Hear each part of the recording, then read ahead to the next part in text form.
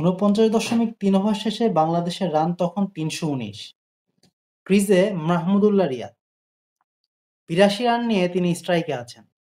মাহমুদুল্লাহ রিয়াদের সেঞ্চুরির জন্য দরকার ঠিক ৩টি ছয়, আর বাংলাদেশের ইনিংসে বলও বাকি ৩। তাহলে হবে নাকি মাহমুদুল্লাহ রিয়াদ ৩টি ছয় মেরে একটি সেঞ্চুরি?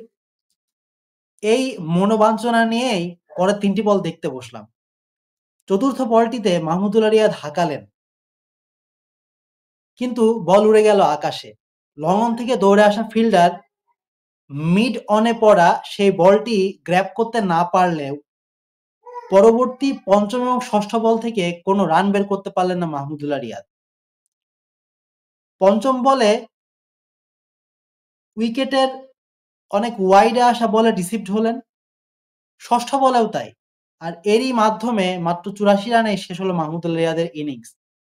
হলো না সেঞ্চুরি, আর পূরণ হলো না আমার মতো ক্রিকেট প্রেমীদের আশা।